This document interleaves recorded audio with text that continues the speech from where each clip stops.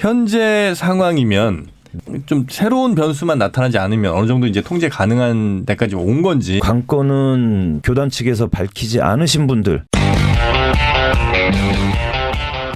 네, 요즘 걱정 말아요 서울이 아니라 걱정 많아요 서울이라는 분들이 많습니다. 네. 우리가 그렇게 걱정을 좀 안 하실 수 있게 여러 방송을 해봤습니다만 이제는 걱정을 하실 수밖에 없는 상황이긴 합니다. 그렇습니다. 코로나19 때문에 지금 굉장히 고민이 많고 걱정이 많습니다. 네.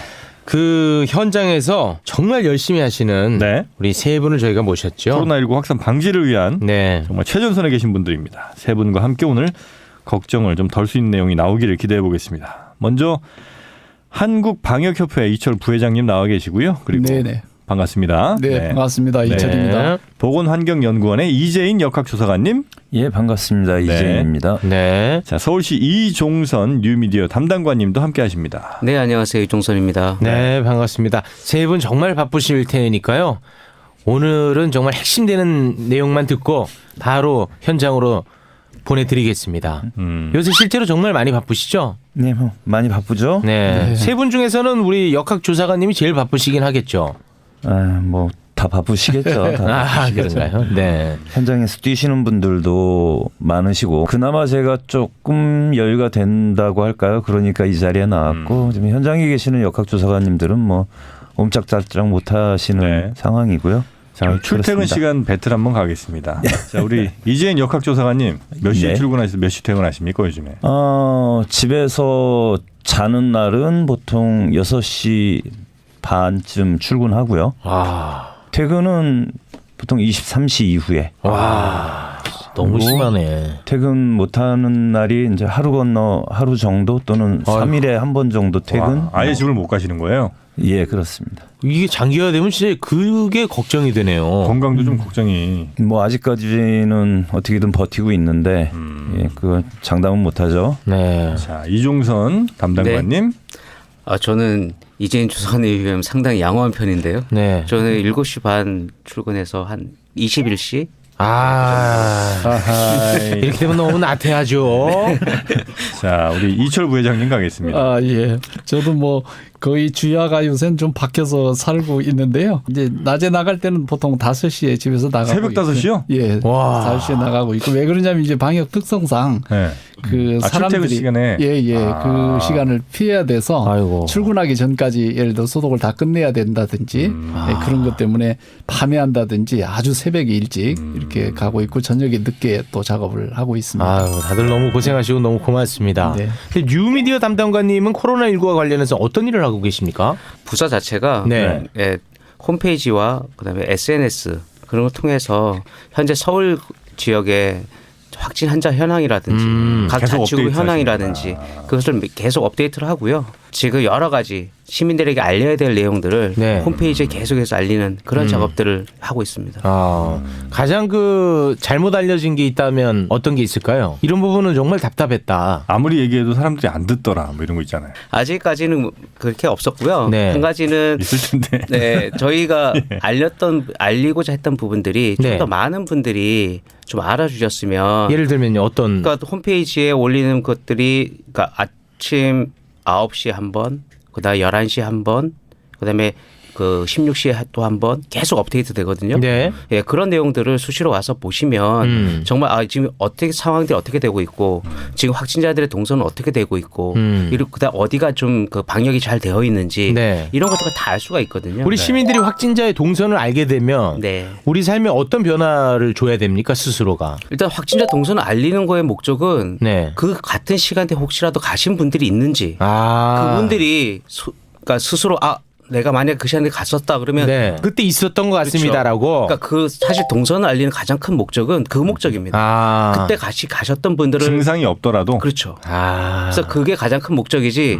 동선이 확 밝혀졌다고 해서 저기는 그 오염됐으니까 가지 말아야지 이건 아니거든요. 그건 아니죠. 예. 네. 사실 그래서 동선이 확 밝혀지면 바로 여기 계신 그 방역협회장님께처럼 이 방역을 다 바로 하거든요.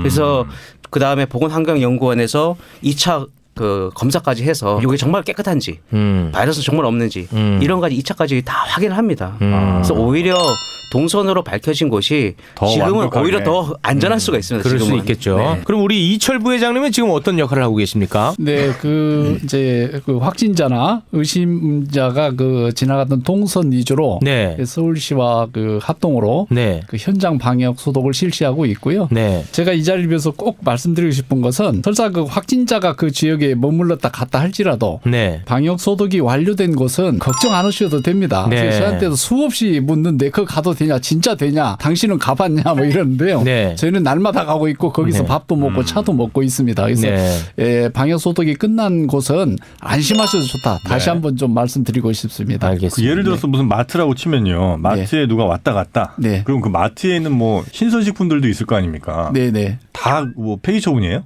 그렇지 않습니다. 동선상에서 지나갔다고 하더라도 네. 결과적으로 이게 비말 감염자의 비말 등으로 옮겨지기 때문에 네. 그것이 밖에 나와서는 체외 밖으로 나와서는 이렇게 오래 살지는 못합니다. 사실상 거기에다 이제 소독까지 이루어진다면 뭘 소독하는 거예요? 바닥? 바닥 손잡이. 그렇습니다. 천정 공간 표면을 전체적으로 다 살균하게 됩니다. 네. 그 제품 같은 경우에는 시간이 좀 지나면은 네. 어차피 바이러스는 다 죽는다. 뭐 그렇기도 하지만 시민들의 안전을 위해서 혹시나 모를 생존 가능한 바이러스를 위해서 소독을 다시 하게 되는 것이죠. 알겠습니다. 네네.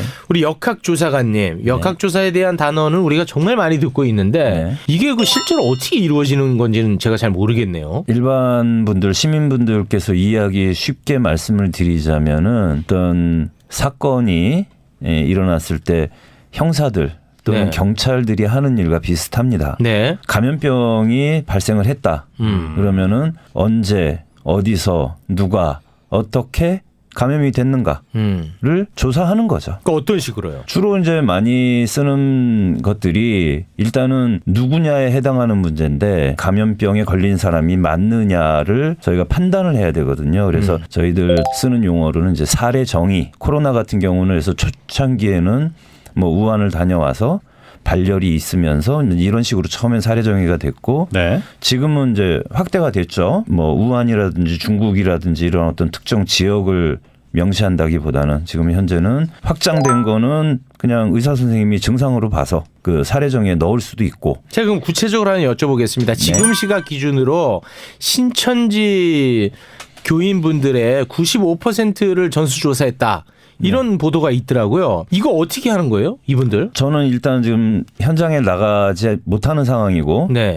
검사 쪽을 더 비중 있게 저는 다뤄야 되는 입장이기 때문에 그래서 전부 다를 알 수는 없는데 일단 착각하시기 쉬운 게 전수조사와 전수검사라는 말이 좀 혼용해서 쓰고 계세요. 전수조사라는 것은 그러니까 쉽게 말씀드리면은 자, 신천지 교인이라고 명단을 어쨌든 확보를 했습니다. 네. 거기에 빠진 게 있고 없고는 차후의 문제고 그렇죠. 확보한 명단에 대해서 연락 가능하신 분들한테 전화를 다 드리죠. 전화로 일단 예, 합니다. 그래서 일단 현재 증상이 있느냐, 열이 있느냐 없느냐, 또는 뭐 마른 기침이 있느냐 없느냐, 뭐 목이 아프냐 안 아프냐 등등 증상을 여쭙고 전화로요. 네, 주로 전화로 그럼 합니다. 거짓말일 가능성도 배제할 수는 그거 없네요. 배제할 수 없고요. 그리고 문제가 됐던 뭐 2월 중순경에 그 대구 집회에 다녀왔느냐? 다녀왔느냐 안 다녀왔느냐. 그거 역시도 뭐 만약에 다녀왔다면 이제 그 다음부터는 뭐 뭘 타고 다녔느냐, 누구랑 같이 다녔느냐 이제 자세히 들어가겠지만 네. 그런 것들이 조사에 해당이 되는 거고요. 네. 이른바 역학조사라고 하는 부분이 바로 이런 것들을 얘기하는 거고 네. 전수검사라고 하면은 네. 지금 현재 어쨌든 밀접 접촉자라 하더라도 위험 지역을 다녀왔다 하더라도 증상이 있어야 검사를 하게 돼 있어요. 그래야 무료로 검사를 할 수 있습니다. 두 개를 혼용해서 쓰시면 안 되고 지금 대부분 전수조사를 했다라고 말이 되는 것들은 그 전화로 확인 가능하신 분들의 지금 현재 상태를 확인했다 정도로 이해하시면 될 것 같습니다. 네. 혹시 그 확진자가 네. 우리 역학조사관님들께 내가 다녀왔던 장소를 이렇게 쭉 얘기를 할 거 아닙니까? 네. 확진자의 어떤 그 개인적인 아주 좀 내밀한 프라이버시 네. 때문에 한 군데 정도, 두 군데 정도는 빼고 얘기할 수도 많이 있잖아요. 빼고 말씀하시죠. 실제로 모텔 같은 경우는 뭐 무조건 뺀다고 봐야겠죠. 여러 가지 경우가 있습니다. 네. 그렇게 되면 네. 이걸 그렇다고 무슨 뭐 형사 사건도 아니고 네. 그분한테 너 똑바로 진술 안 하면 뭐 어떻게 되면 이렇게는 뭘 못할 거 아닙니까? 그렇긴 못하죠. 저희들이 기본적으로 최초에는 확진자분의 인터뷰에 많이 의존을 합니다. 처음에는 일단 그걸 기본으로 확보를 하고요. 네. 근데 저희가 교육 받을 때부터 그 진술자 감염자의 진술을 일단은 100% 신뢰하면 안 된다라는 건 항상 배우고 머릿속에 넣고 다니는 부분이고요. 그래서 네. 저희가 이른바 이제 객관적 증거라고 하는 것들을 사용해서 다 교차 검증을 하고 그걸 바탕으로 다시 질문을 여쭙고 합니다. 네, 절대로 네. 추궁이나 그럴 수는 없겠죠. 이런 신문 이런 거는 아니고 이제 예. 이렇게 잘 말씀을 드려서 협조를 이끌어내려고 하는데 이 이제 객관적 증거라는 것들이 우리가 흔히 얘기하는 GPS 정보 요즘 스마트폰 다 들고 다니시니까 네. 그분들의 GPS 정보를 복지부 장관께서 요청을 할 수가 있어요. 권한이 있습니다. 지금 이런 사태에는. 그래서 그거를 지자체에도 공유를 해주고 계시고요. 네. 그 GPS 데이터를 이제 상용 프로그램을 이용해서 기존의 확진자들과의 동선도 비교를 해보시고. 예, 교차 검증하기도 하고 아니면 이제 새로운 접촉자들과도 또 검증을 할 수도 있고 그 외에도 신용카드 사용 내역 그 다음에 해외 방문 이력을 네네네. 출입국 사무소에서 데이터를 받고요. 그 다음에 우리 국민건강보험 쪽에 기록을 받아가지고 병원이나 병의원 약국 다녀오신 기록도 다 네네. 검증을 합니다. 그런 데이터를 바탕으로 다시 여쭈어서 기억이 안 나서 빼뜨린 부분도 생기고요. 그렇죠. 당연히 고의적으로 말씀 안 하시려고 하는 부분도 있고 네, 네. 예, 그렇습니다. 얘기만 들어도 이게 얼마나 복잡한 상황인지 알 수 있을 것 같다는 생각이 드네요. 네. 이 지금 현재 메르스 때와 비교했을 때 지금 서울시 내 상황만 놓고 봤을 때 굉장히 그 심각한 상황입니까? 어떻습니까? 일단 메르스를 이제 많이 비교들을 하세요. 다른 네. 인터뷰 때도 기자님들도 그거 많이 말씀을 하시는데 메르스 때는 대한민국이 좀 준비가 안 돼 있었다라는 건 사실이었고 네. 그거에 비해서는 지금은 많이 준비가 돼 있죠. 그다음에 메르스 같은 경우는 철저하게 병원 내 감염이었었어요. 네. 모든 환자들이 병원에 입원해 있는 상태에서 병원에 찾아오신 다른 환자나 다른 가족들한테 전파되는 슈퍼 이 전파가 루트였어요. 있었죠. 지역사회에서 감염은 단 한 건도 없었군요. 확인된 바가 없었습니다. 네. 그런 대 비해서 이 사태는 지금 코로나 같은 경우는 초반부터 지역사회 감염이 확인이 됐었죠. 네. 예를 들면은 병원이 아니고 가정 내에서 이제 전파가 이루어졌던 거고 청도 대남병원처럼 병원 내에서 감염된 경우들도 많이 있지만 대부분이 지역 내에서 특정 종교를 중심으로 네. 확산이 된 거기 때문에 그런 부분이 가장 큰데 서울이라는 지역만 한정을 해서 보자면은 대구나 경상도 분들한테는 좀 죄송스러운 말씀이지만 아직까지는 통제 가능한 범위라고 저희는 판단을 하고 있어요. 그렇군요. 서울시는 산발적으로 매일 뭐 몇 명씩 새로운 확진자가 나옵니다마는 그분들은 다 어디서 전파되는지 대부분 확인이 되고 있고 네. 접촉자 관리 빠르게 되고 있고 하기 때문에 크게 걱정은 안 하셔도 될 거라고 알겠습니다. 생각합니다. 그럼 신천지 관련해서 우리가 굉장히 걱정이 많은데 우리 이철 부회장님, 네네. 신천지 관련 장소, 건물 이런 곳은 방역이 다 끝났습니까? 지금 끝난 곳이 대부분이고요. 네. 지금도 지금 진행되고 있고요. 네. 또 확진자가 계속 늘고 있기 때문에 네. 예, 계속 지금 하고 있다고 말씀드려야 될 것 같습니다. 예. 하루에 몇 군데 정도 이렇게 하신다고 혹시 뭐 그거는 이제 저희가 그 회원사가 그 개별로 이루어지고 있어서요. 방역 업체가 여러 개가 있는데 그 중에 이제 그렇습니다. 네. 뭐 6천여 업체가 있기 때문에요. 예, 예, 그렇게 산발적으로 이루어지지만 결과적으로 이제 그렇게 진행되고 있습니다. 네. 참고로 말씀을 드리면 홈페이지에 신천지 방역 현황도 올라가 있어요. 뉴미디어 담당관님. 네. 시 홈페이지에 보면 신천지 현재 시설들, 그러니까 신천지에서 서울시에 통보한 장소, 네. 거기에다가 지금 여러 그 시민분들이 제보해 주신 거 다 취합해가지고 지금 총 그때 저희 시에서 브리핑할 때 236개 정도의 장소가 서울에 있다. 네. 근데 현재 188개가 네. 방역이 다 끝냈습니다. 음. 그리고 나머지 한 60여 개는 네. 지금 확인이 안 되는 부분들이 있어요. 장소가 정확하게 네. 그게 안 되는 부분이 있어서 그 부분들은 계속 해 나갈 건데 지금까지 188개의 방역이 완료가 됐고 그러니까 시설의 주소라든지 현재 방역이 어떻게 되어 있는지까지 홈페이지에 다 게시가 되어 있습니다. 지도로도 볼 수가 있습니다. 네. 거기에는 드러나지 않은 사각 장소도 있을 거라고 우려하고 있습니까? 그렇죠. 그러니까 처음에 통보를 받았을 때는 169개였어요. 최초에는요. 예. 네. 여러 다른 루트로 입수받은 그런 정보를 통해서 봤더니 최종적으로 236개였었고요. 네. 그래서 그 중에서도 확인이 안 된 부분을 제외하고 나머지 주소 확인이 된 버스를 다 방역을 끝냈더니 현재 숫자가 188개였습니다. 그걸 계속해서 발굴하고 예, 계신다는 그럼요. 거죠. 나오면 바로 또 그 방역을 또 실시하고 지금 188개는 철저하게 다 폐쇄하고 네. 방역까지 다 완료가 되어 있는 상황입니다. 네. 지금 혹시 이게 아마 듣는 분들이 제일 궁금해하실 것 중에 하나가 방금 누가 기침하셨죠? 저요.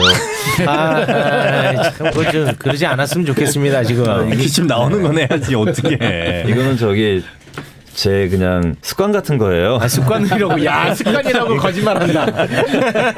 많은 분들이 궁금해하실 게 분명히 이제 현재 상황이면 좀 새로운 변수만 나타나지 않으면 어느 정도 이제 통제 가능한 데까지 온 건지 아니면 이제는 도저히 뭐 어떻게 우리가 막을 수 없는 수준 돼서 그냥 전국적으로 막 퍼질 것 같은 시점인지 지금 현재 상황은 어떻게 우리가 보면 됩니까? 관건은 대구를 중심으로 하는 신천지 교인들이 네. 처음에는 이건 통제가 안 된다라고 저희도 걱정을 많이 했었습니다. 네. 며칠 전까지만 네. 해도. 그런데 다행히 뭐 신천지 쪽에서도 어느 정도는 협조를 하고 계시고 네. 전수 조사도 지금 거의 다 돼 있고 증상이 심하신 분부터 지금 빠르게 검사가 되고 있기 때문에 확진자는 계속 늘고 있는 상태입니다. 뭐 네. 300명 하루에 300명, 500명만 이렇게 늘고 있는 건 다 그분들이라고 보시면 되고 나머지 그 외의 지역들은 서울을 포함해서 대부분 이제 산발적인 거예요. 그래서 그런 정도는 우리 역량이면 충분히 통제가 가능하다라고 믿고 있고 그래서 이번 주 말까지만 특별한 큰 변수가 생기지 않는다면 네. 거기도 대구 경북 지역도 어느 정도 통제권 안에 들어올 것이고 다른 지역들도 충분히 지금 정도 하루에 몇 건 뭐 10여 건 안팎 이 정도는 우리가 충분히 통제 가능하다. 아. 다만 걱정되는 바는 교단 측에서 밝히지 않으신 분들 그렇지. 그분들이 지금 얼마나 어디로 흩어져 있느냐 그리고 거기에서 흩어진 곳에서 얼만큼 활동을 하시느냐가 이게 관건이라고 저는 봅니다. 네네. 아무튼 뭐 그런 특별한 변수가 없는 한 뭐 한두 주 내에 진정 국면으로 갈 것이다. 이렇게 네, 정리합니다. 네, 저는 그렇게 믿습니다. 자, 서울시 클린존. 네. 네, 이건 우리 뉴미디어 담당관님이시죠? 네. 이게 이제 클린존이라는 녹색 스티커 같은 게 건물 앞에 네. 이렇게 붙어 있는 거예요? 장소에서는 네. 그 앞에 붙일 수도 있고요. 예, 그다음에 온라인 상에서도 볼 수가 있고. 네. 네, 그렇습니다. 아, 요거는 좀 방역 담당한테 맡기세요. 네. 아니, 네네. 뉴미디어 담당관 아, 담당이야. 현황이니까. 여기 담당이야. 아, 그래. 네. 이게 우리말로 이제 방역 안심 시설을 네. 인증하는 건데. 방역을 하시고 그거에 대해서 어디가 방역이 됐습니다를 사람들한테 알리는 것은 또 제 일이기 때문에. 아, 뉴미디어. 네. 이것도 잘 됐나 보네. 확진자들이 다녀간 동선이다 하는 곳이 네. 아무리 방역을 했지만 일반 사람들은 네. 거기가 저기 확진자가 다녀갔으니까 왠지 꺼려지잖아요. 꺼려지죠. 그 상점이 만약에 확진자가 다녀간 곳이다라고 했을 때는 방역을 다 끝났지만 사람들이 안 오게 되면 이분들 입장에서 당장 그 영업에 지장을 받지 않습니까? 생계가 걸린 문제. 근데 그건 억울한 피해죠. 예, 이 부분에 대해서 오긴 깨끗해요. 라는 것을 어떻게 좀 도와드릴까 하는 마음에서 시작한 거예요. 그렇게. 네, 그래서 이곳은 이미 다 방역이 끝났기 때문에 오히려 안전한 곳입니다. 네. 그래서 마음껏 이거 이용하셔도 됩니다라는 걸 좀 알리고 싶어서 예, 그거를 이제 온라인으로도 알리고 오프라인으로도 알리고 싶어서 그렇게 해서 한번 만들어 본 겁니다. 네. 오히려 안전하다. 이 말이 굉장히 예. 중요한 말 같습니다. 예. 근데 네. 거꾸로 처음에 저희들이 이것을 알리는 건 어떨까 했을 때 우려가 됐던 부분들이 네. 실제 그 업소 사장님들께서 안 하겠다라고 하실 가능성이 크다라는 거예요. 그러니까. 거꾸로 사람들이 지나가다 그 마크를 보면 여기 다녀갔던 곳이네. 아, 그럴 수 있겠네 또. 그래서 가려다가 깨름식에서 안 가는 가능성도 있겠다. 아. 그래서 이거는 우리가 동선에 있는 시설이라고 해서 무조건 붙일 게 아니라 원하는 데만. 원하시는 곳만 그렇지. 가서 붙이는 게 좋겠다. 원하시는 데가 많아요, 근데? 예, 최근에 점점 많아지고 있고요. 네. 홈페이지에 실제 게시판에 예를 들면 뭐 어린이집 같은 경우도 네. 우리도 붙이고 싶어요. 그러니까 전혀 동선이 아님에도 불구하고 오히려 이거 붙이고 싶어요 하는 것도 계시고요. 그런 데는 붙여주면 안 예. 되죠. 아니죠. 저희가 클린존이 두 종류입니다. 어떻게 해죠? 첫 번째는 확진자 동선에 걸쳐져 있는 해서 방역이 완료된 거. 곳을 알리는 게 하나가 있고요. 네. 미리 방역한 곳이 있고. 예. 두 번째는 많은 시민들이 이용하는 다중 이용 시설들입니다. 경로당, 학교, 어린이집, 유치원, 그다음에 음식점, 네. 그다음에 그 대형 마트 이런 것들. 그런 데는 방역을 미리 한 거예요? 그러니까 선제적으로? 예, 선제적으로 본인들이 우리는 차라리 미리 방역하겠다. 아. 그리고 이거에 대해서 인증을 받겠다. 그래서 사실 그 인증 그러니까 이 완료가 됐다라는 걸 보여주는 게 또 클린존 마크가 되겠습니다. 아. 근데 이게 우리 저 방역협회 부회장님께서 말씀해 주셔야 될 것 같은데 네. 이게 한 번 소독했다고 끝날 건 아니잖아요. 예를 들면 한 번 했어요. 근데 다다음 날쯤에 확진자가 다녀갔어요.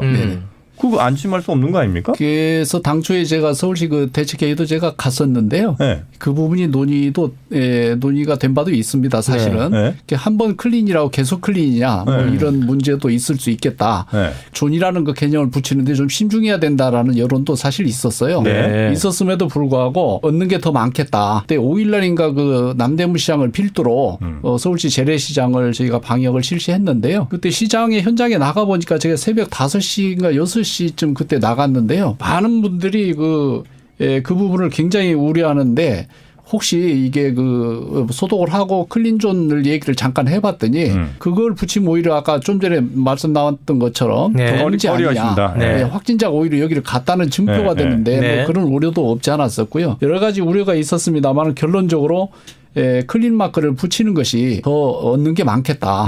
그래서 시민들한테 여기는 깨끗한 곳이니까 와서 이용해도 좋겠다 네. 하는 것을 우리가 공개적으로 얘기하는 게 좋겠다 이런 부분이었고요. 네. 방역을 한 번 했다고 그게 계속해서 클린은 아니지만 또 다른 확진자가 그 동서산 그를 다시 지나갔다든지 네. 정식 확인되기 전까지는 네. 클린으로 봐야 될 겁니다. 클린이니까 그 전까지는. 네. 네. 왜냐하면 저는 서울시 걱정을 해서 그런 거예요. 네. 왜냐하면 또 확진자 나왔어. 근데 알고 보니까 그 클린존이라고 한 데에서 만약에 내가 옮았어요. 그런 경우에 서울시에 야 클린존이라고 네. 해갖고 내가 맘 놓고 갔더니 이게 무슨 저희가 꼴이냐. 처음에 논의할 때도 그 부분이 있었습니다. 네. 예, 충분히 그런 그러니까 경우의 수도 발생할 수 네. 있다. 그럴 수도 있겠네. 예, 그래서 다중 이용 시설 같은 경우에는 그러니까 최근 방역일을 기입을 하고 그런 그다음 건 방역 괜찮겠네. 주기가 이틀에 한 번이든 그럼 딱 떨어져. 3일에 한 번이든 그거를 됐어. 그 명시하게끔 하자. 두 번째 확진자 동선 같은 경우에는 맞아. 1차로 방역이 다 끝나면 2차로 보건환경연구원에서 검체 채취까지 해서 실제 이 역학조사관들이 그렇지. 검사까지 해서 실제 정말 안전한지 그렇지. 그걸 보고 그 정말 안전하다고 했을 때 인정하고 대신 야, 또 정희 씨 예리했어. 예. 왜냐하면 이거 악용하는 놈들이 예. 있다니까. 서울시 지금 엉망이다 행정. 클린하다고 해서 했더니 야 예리해 좋았어 형. 저희가 처음에 준비할 때 그 충분히 나올 수 있는 거다라고 싶어서 이용하는 애들이 있다니까요. 이런 시국에. 깨끗함에도 불구하고 또 와서 하면 바로 또 방역이 될 거고요. 그럼 그렇지. 다시 또 보건환경연구원에서 다시 또 2차 검사까지 들어가서 깨끗한 걸 다시 확인할 거고. 사실 그래서 그런 지역만 그런 곳만 올리자. 그래서 지금 서울 관내 확진자 동선으로 나온 지역이 지도상으로 거기 다 표시가 되거든요. 네. 거기 한 141개 장소가 다 방역이 다 끝났다라고 거기 표시가 되고요. 확실히 방역하면은 다 박멸되는 거는 맞군요. 뭐 믿으셔도 됩니다. 그건 확실하군요. 네, 그 부분은 저희가 이제 방역을 할 때 네. 뭐 약품이나 기술 장비 이런 것도 고려하지만요. 그다음에 이제 바이러스가 최적 환경에서 살 수 있는 이 시간이라든지 날짜 이런 것까지를 고려합니다. 네. 그래서 조치 이후에 시민들이 활용해도 좋겠다라고 저희가 하는 부분이기 때문에 그런 부분이 다 고려되고 있습니다. 그래서 안심하고 이용하셔도 관계없겠습니다. 혹시 네. 바이러스들이요. 네네. 그냥 마트 간다고 생각하면 네. 여러 재질의 뭐 손에 닿을 만한 것들이 있잖아요. 네네. 예를 들면 문 열 때 버튼이라든지 그렇습니다. 아니면 손잡이 쇠로 된 스테인레스라든지 어느 쪽이 좀 더 바이러스가 오래 삽니까? 그 유리라든지 네. 이게 그 코팅된 표면 나무라든지 네. 타일이라든지 그다음에 문고리 스테인레스 문고리 네. 뭐 이런 부분에서 더 오래 사는 걸로 돼 있습니다. 일반적으로는. 네. 그렇지만 이제 그 온도라든지 습도 뭐 이런 것들 그게 중요하겠죠. 환경과 관계가 있고요. 저희가 소독을 하고 뒤에 다시 그 BI라는 검사 추출물을 통해서 검사도 해봅니다. 나름 네. 소독이 됐는지. 대부분은 더 저희 그 기준에 다 부합해서 방역이 끝났다라고 말씀드린 거 이후에 또 역학조사라든지 이런 걸 통해서 다시 한번 또 검증하기 때문에 네. 아무 문제 없다고 봅니다. 알겠습니다. 이 정확한 데이터가 있는지 모르겠습니다만 확진자와 제가 어느 정도 밀접하게 어느 기간 동안 함께 있어야 감염된다 이런 데이터가 혹시 있습니까? 그런 부분은 결국은 사람을 놓고 실험할 수는 없기 때문에 네. 이런 건 대부분 이제 통계적인 기법을 활용을 합니다. 네. 그리고 이 코로나 바이러스 같은 경우는 감염 루트가 주된 감염 루트가 비말이죠. 침방울. 대화를 하면서 입을 열고 있을 때 감염자의 우리 눈에 잘 안 보이는 침방울들, 미세한 침방울들이 튀어서 그게 상대방 입이나 얼굴에 또는 손에 닿고 그 손이 다시 입으로 가는 이런 코나 입으로 가는 이런 경로를 주로 가지게 되는데 저희가 통계적이라고 얘기를 하는 부분이 바로 그런 거죠. 비말이 그럼 어느 정도 크기냐 어느 정도 사이즈냐라고 했을 때 직경 5마이크로미터 이상을 비말이라고 하고요. 네. 또 얘네들이 통상 2m 정도 거리를 날아가더라. 2m. 예, 예. 여기까지는 통계 영역인데 네. 그거보다 좀 작은 애들도 생길 수 있죠. 그렇죠. 당연히. 그럼 좀 더 멀리 나갈 수도 있고요. 예. 통상적으로는 아무튼 뭐 보도되는 걸 보면 2m 내 15분 뭐 이런 얘기가 있는 것 같더라고요. 가장 주요한 그 감염 루트는 마주보고 있는 거예요. 마주보는 우리처럼 거. 2m 거리 안에서 이렇게 마주보고 네. 대화를 나눈다든지 네. 아니면 마주보고 밥을 먹는다든지 2m나 떨어졌는데도 계속 침방울이 그럼 제 입으로 들어오고 있는 거예요? 그 올 수 있죠. 예. 평상시에도 그렇습니다. 야, 바이러스를 떠나서도 좀 불쾌하네요. 네네. 아, 입 말고 혹시 귓속말은 괜찮습니까? 귓속말까지는 글쎄 데이터가 없는데요. 그런 사례는 제가 들은 바가 없어요. 아, 그렇습니까? 예. 네. 네. 아, 귓속말. 왜냐면 주식 정보를 보통 귓속말로 듣기 때문에 이번에 귓속말을 많이 이용하십니다. 그리고 네. 이제 또 하나의 그 주된 감염 루트가 메르스 때도 그랬었고 이런 감염병들이 주로 남자분들 중에서 그 스모커들한테 좀 자주 나타나요. 스모커? 예. 담배 피는 사람 왜요? 요즘은 이제 웬만한 장소에서는 담배를 필 수가 없잖아요. 네. 그래서 아, 모여 있구나. 큰 건물이어도 굉장히 한정된 곳에다가 아. 잿더리 한두 개 놔두거든요. 그리고 그러면서 훅 부으니까. 습관적으로 둥그렇게 모이게 되겠죠. 네. 거기서 담배라는 행위는 계속해서 폐 깊은 곳까지 숨을 들이쉬었다가 훅 내뿜으면은 그리고 침도 많이 뱉는 사람도 있고요. 뭐 피차간에 서로 서로 아, 예. 이거는 예리한 그 경로가 굉장히 주된 경로 중에 하나예요. 아, 실제로 그런 통계가 있습니까? 통계가 아니고 이건 사례들이 있죠. 사례 있습니다. 예, 사례 있습니다. 메르스 때도 있었고요. 외국에서도 있었고요. 우리나라에서도 확인된 거 있고 다 있습니다. 그렇군요. 알겠습니다. 자, 그럼 끝으로 각자의 자리에서 우리 시민분들에게 당부하고 싶은 거 한 말씀 하시면서 마무리를 짓죠. 자주 손 씻는 건 그만하고 마스크 쓰고 이거 그만해 이제. 수도 없이 많이 했어. 아 제가 먼저 예, 뉴미디어부터 들어갑니다. 그저께죠. 그 대한의사협회에서 그 대국민 공고문을 낸 적이 있습니다. 이번 주랑 다음 주가 상당히 중요하다. 네. 그래서 사회적 거리두기를 좀 하자. 그 대한의사협회에서 그래서 서로 간에 이동도 좀 가급적이면 모이는 것도 좀 줄이고 네. 가급적이면 집에 있고 서로 만나서 이렇게 침 튀기는 일을 하지 말았으면 좋겠다. 아, 사회적 거리를 좀 넓혀라. 예, 그래서 오늘 왜 불렀냐? 전화 연결해도 되는데. 아닙니다. 코로나19 사태 터지고 나서 맨날 나오는 얘기가 이제 당분간 앞으로 2주가 중요하다. 또 다음 주 되면 또 앞으로 2주가 중요하다. 계속 그 2주가 중요하대. 그게 이 코로나의 잠복기가 14일이기 때문에 14일이라고 지금 네. 계산을 하고 있기 때문에 그래서 네네. 앞으로 2주가 중요한 거예요. 그러니까 계속 2주가 중요하니까. 우리 역학조사관님 위치에서 당부하고 싶은 말씀? 앞에서 뭐 개인위생 얘기하지 말라고 그 했고. 얘기는 너무 많이 했으니까 예. 다 열심히 근데- 하시더라고. 근데 그리고 뭐 나중에 이제 편집 때 자르셔도 괜찮은데 재밌는 게 우리가 15년 메르스도 그렇고 그 전에 신종플루 때도 그렇고 2003년에 사스 때도 그렇고 이게 딱 발생하잖아요. 그럼 뉴스에서 막 계속 나오죠. 거의 전 세계적으로 식중독이 사라집니다. 아. 손 씻기라는 게 아무리 강조를 해도 야. 부족하지 않다라는 말씀 드리고요.